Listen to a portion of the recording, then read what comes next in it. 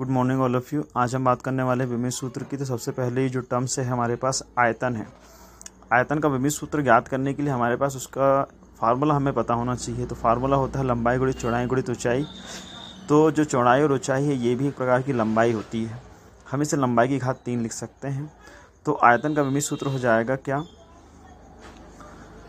L की घात 3 bracket में एल की घात 3 हो जाएगा। और स्टैंडर्ड फॉर्मेट जो होता है वो होगा ब्रैकेट में एम की घात 0 एल की घात 3 और टी की घात 0 ब्रैकेट क्लोज।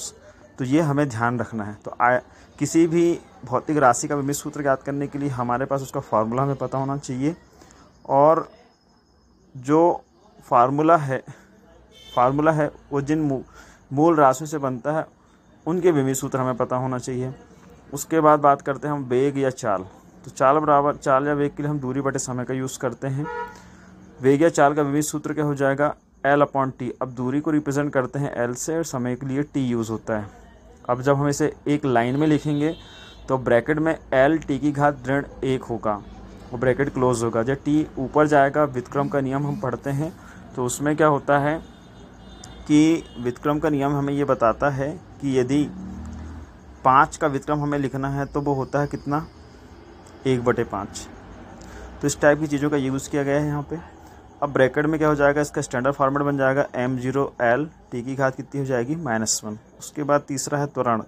त्वरण बराबर होता है वेग में परिवर्तन बटे समय। त्वरण का विमित सूत्र जो बनेगा वो बराबर में लगाएंगे। तो वेग का पहले वेग में परिवर्तन, तो वेग का विमित सूत्र आएगा तो कितना होता है, l t की पावर -1 होता है और नीचे t आ जाएगा। उसके बाद जो नीचे वाला t है वो ऊपर जाएगा तो वहाँ -1 बनाएगा, माइनस कितना हो जाएगा, -2 हो जाएगा। तो l t की पावर -2, ये ध्यान रखना। फिर स्टैंडर्ड बन जाएगा, m की घात 0 हो जाएगी, l हो जाएगा और t की घात कितनी हो जाएगी, ऋण 2 हो जाएगा। उसके बाद बल बराबर होता है द्रव्यमान गुणित त्वरण। तो बल का विमित सूत्र बराबर हो जाएगा m गुणित l t की घात ऋण 2, ये ध्यान रखना है। त्वरण हमेशा क्या होता है, त्वरण का मात्रक पता होना चाहिए। मात्रक क्या होता है, मीटर प्रति सेकंड स्क्वायर होता है। तो उससे क्या बनेगा, एल टी की पावर कितनी बनेगी, -2 बनेगी। तो ये ब्रैकेट में जाएगा m एल टी की पावर -2। तो यहाँ तक हमारा ये कंप्लीट होता है। विमित सूत्र निकालना, ये जनरल फार्मूले हैं, जनरल विमित सूत्र हैं जो सभी को पता होने चाहिए। Thank you.